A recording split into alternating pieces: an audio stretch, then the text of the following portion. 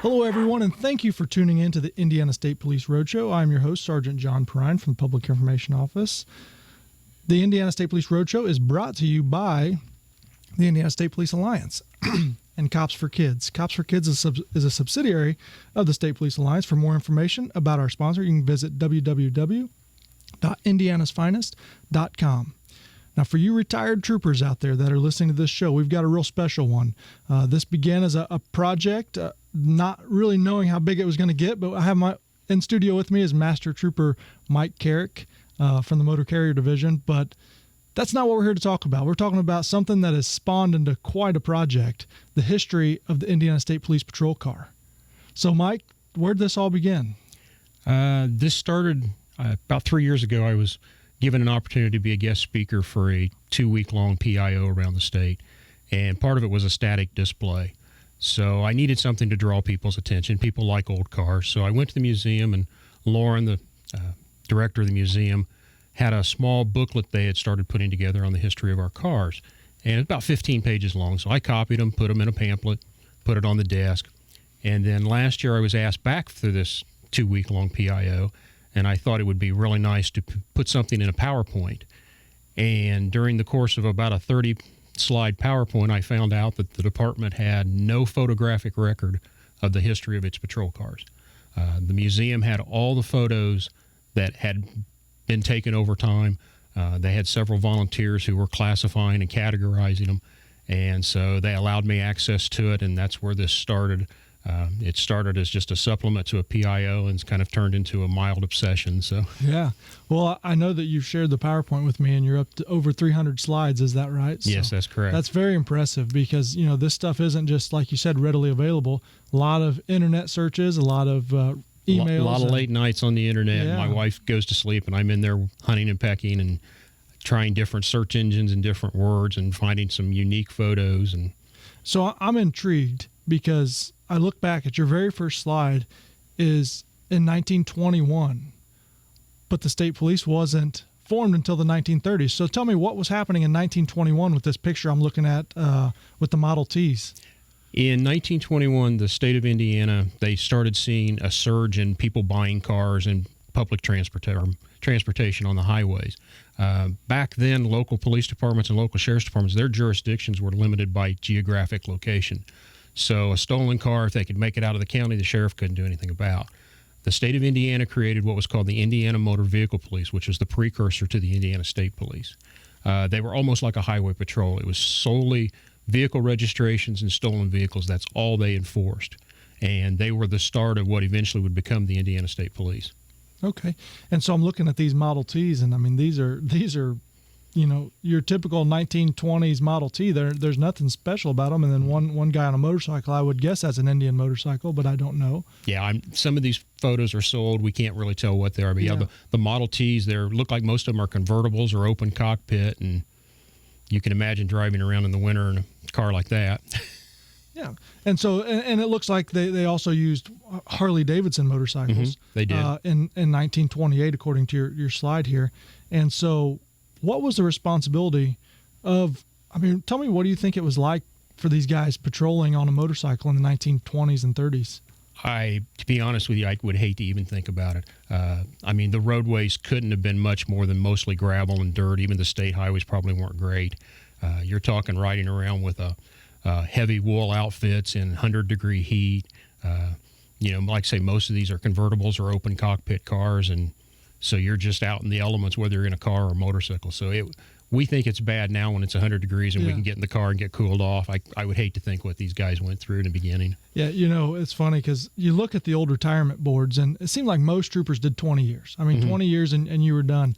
Yep. And a couple years ago, and for 4th of July, I borrowed the 1957, I think, is it a Ford down there? Yep.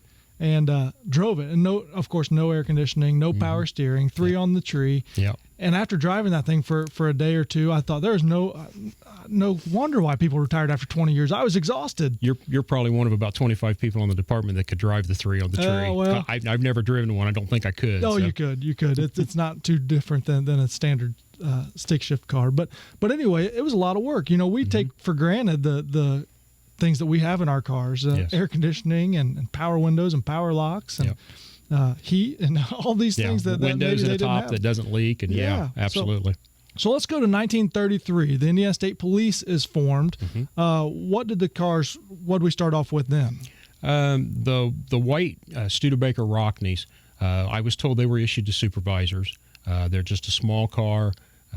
They're white, which is kind of unique because we immediately went to black cars.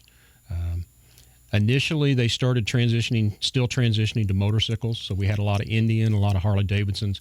I found one of the histories said that once you completed the academy, they sent you to Muncie to pick up a new motorcycle, and off you went. The motorcycles lasted till about the mid-30s, and I think what happened was they started realizing how important their job was becoming, how difficult it was becoming, and they had to go back to cars. The unique thing I found in here, and you'll see that there's a Auburn Cord. That's one of the more unique cars and creates a lot of attention, especially from the Cord Duesenberg Museum people. The PIO cars back in those days were called safety education cars, and they were white compared to all the other cars, which are black. And that trend continued up through almost to 1960. Oh, wow. And I can't find anybody who, remembers that their grandfather was a PIO officer for the state police and he drove a white car, and this is why. So our current day motorcycle patrol units, they have a car that they drive in the wintertime. What do you think they did back when they only had a motorcycle as a patrol vehicle? What did they do in the wintertime? I'm not really sure, to be honest with you. I did get a story from one guy who he was in Seymour and was ordered up to Indianapolis on his motorcycle, and he found a Kroger semi at a grocery store, and he said, "Hey, where are you headed?" And he goes, "Well, I'm headed to Indianapolis." He goes, "You got room for a motorcycle?" And he's like, "Sure." And they loaded his motorcycle up in the back of this semi-tractor and drove it to Indianapolis. And then he hopped out, and everybody's like, "Wow, you drove all the way up here on your motorcycle from Seymour?" And he didn't tell them any difference. So, But I would hate to think of how hard that would be, because they weren't issued cars back then, at least as far as we know. And I see you've got a picture of a 1935 Ford pickup here. And the description is, this was the department's mechanic. He traveled the state in this pickup truck working on cars. Yeah, that's what I found in one of the historic books, that they said this was the one mechanic for the department, and he drove around the state. And back in the day, in this, obviously, he probably wasn't a trooper, but it still says Indiana State Police on the side of the car. They were real big on marking where you worked or what you did. Cool. If it was special. But no law enforcement. Yeah, he's still driving a state police looking vehicle. So.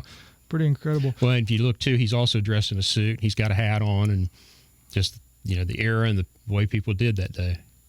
So what was an early car equipped with? What kind of lighting or any kind of radio system? The radio system was non-existent for quite a while. And then I think sometime around the late 30s, early 40s, they transitioned into a one-way radio system. Basically, the post could talk, but nobody could talk to the post. And then eventually they got into a two-way system where the cars would have radios in them. For lights, the only lights on most of the cars up through almost the 1950s is a single, looks like a bullet light. It has a siren and one red light to the front. In the older cars, they were mounted on the left front fender, and there were no lights in the rear. Most of them had a spotlight, but that was pretty much it. Very, very minimal lighting. And were these cars, specially modified for police work, or were they straight off the assembly line? To be honest with you, I think for the most part, they were straight off the assembly line. That was one thing I found that was interesting, because in your career and my career, we're used to the department buying one car. That's what they buy for the entire year or several years. Back in the day, they bought whatever was the cheapest and available. So you'll see that in one year, they may have all four of the major car groups. And for the most part, they're outfitted about the same, but occasionally you'll see one with a light on the bumper. The 37 Plymouth has a light on the bumper, no lights anywhere else. So it's just kind of unique. I mean, I guess back then people weren't running 95 and 100 mile an hour down an interstate, so you didn't need a lot of lights. So what's the oldest surviving car that you've found so far that was actually a state police vehicle that you've come across? Have you found anything? Probably. I'm not sure if the Cord, I know they've got a Cord up in the museum up in Auburn, and I don't know if that was an actual state police car or not. Beyond that, I think maybe that 57 Ford you drove might be, because I think it was a state police car at one time. Yeah, it was actually, Yeah, and I think that might be, I take that back, the museum has a 49 Chevy. And that was an actual ISP Yeah, and that was an actual ISP car. I think that may be the oldest that I'm aware of. I'm not sure if the Cord they have up there, I think it was a remake. Okay. And so, as we obviously evolved and the cars and the technology evolved and things like that, the role of the state police was kind of changing too. So what, we started not only focusing on road laws and traffic laws and things like that, but we started investigations and things like that, got heavily involved in the Dillinger gang investigations and things like that. So how important were cars when it came to transporting people? We have these motorcycles, so eventually we got to learn to transport people. Yeah, and I'm not really sure how they did that. They wouldn't have radios.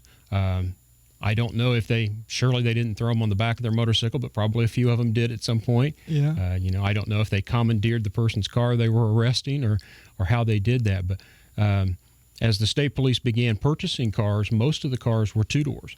After about 1936 or 7, they started purchasing two-door cars, and that trend carried on for quite a while. Occasionally you'd see a four-door thrown in, but not too often. So let's talk, what was your first police car? You came on in 86. 86. November of 86. I really dated you there, didn't I? That's all right. I look younger than what I am. So. Yeah. My first car was an 85 Ford. Okay. I remember we didn't have the pomp and circumstance of everybody from the recruit school going up to get their cars at one point in time. So there were 6 of us went to Connorsville. We go up to get our cars. My car had weeds that were about 2 foot tall growing around it. It had 3 different color stripes on it. They had to jump start it to get it going, and it would run a whopping 85 miles an hour. And I was tickled to death to get it. I was proud as a peacock. Yeah. It wasn't much, and it didn't run great, but it was mine. That's one thing that all police officers, I think, will always remember is their first patrol car, because there's not a describable emotion of the feeling pulling out for the first time in your police vehicle. So the only thing truly scary about it is the first time they call you and you're by yourself, and all of a sudden you go, I'm by myself. Yeah. Where am I at and what's going on? You look to your right and your FTO is no longer sitting there. Exactly. So anyway, so what can people do to help you out? What are you missing? What are you looking for? What can people do that might have some old photographs in their attic? Anybody who has any old photographs, that especially from about 1975, 1980 back, we've got quite a bit from there forward. But going back, there's cars actually we're missing that we probably don't even know we're missing. Yeah. I know. Well, like you said, because we bought so many different cars. Yes, exactly. Yeah. I know I've got a picture of an unmarked 54 Chevy, but I just happened to talk to a retiree the other day, and he said, I had a marked 54 Chevy. He said, I came on a 55. He said, that was my first car. We're missing, we had Studebaker Larks at one time, which I talked to a lady whose husband was a trooper, and they absolutely hated the Studebaker Larks because they were little bitty small cars they were testing. I've been told that the department at one time had bought some Studebaker Golden Hawks, which were very, very fast. And I've talked to a couple people who say they've seen them, but I've never seen a picture of one. We're missing some like 72 Mercuries. In 74, they tested some Dodges and Plymouths, and we don't have any photos of those either. So sometimes we don't know what we don't know. Right.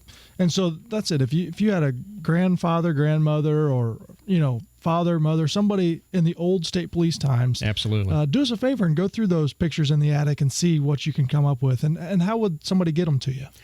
They could send them to my email, my department email, which is mcarrick@isp.in.gov. Yeah. They could send, if they have to send actual hard copies, they can either send them to our Commercial Motor Vehicle Division, or they can send them to the Pendleton State Police Post. Okay. Care of Mike Carrick, Carrick, and then they will get a hold of me. If they want the pictures back, I will make arrangements to get them back. If not, they'll be donated to the museum so they can add them to their collection and archive them. Worst case scenario, if somebody says, hey, I've got some pictures and I can't really get them to you, give me your address and I will drive over and pick them up. Cool. Yep. So that's what we're looking for right now. The history, Master Trooper Carrick's in the process of documenting the history of the state police patrol car. And it seems like something that might be so simple. And then, like I said, in the past 25, 30 years, we do have pretty good documentation. Mm-hmm. But before that, there was a vast majority of different kind of cars. So we got about 30 seconds here. Anything you want people to know about this project that's kind of surprised you? The vast number of cars, the way it used to be done, they just bought whatever was around. I found through the history that during World War II, we didn't buy cars for about 5 years. Okay. And we've got some unique colors of cars that we can't identify. So it's just been one very wild ride of learning the history of the state police. Well, thank you very much, Mike, and thank you to everyone for tuning in to the Indiana State Police Roadshow. Roadshow out.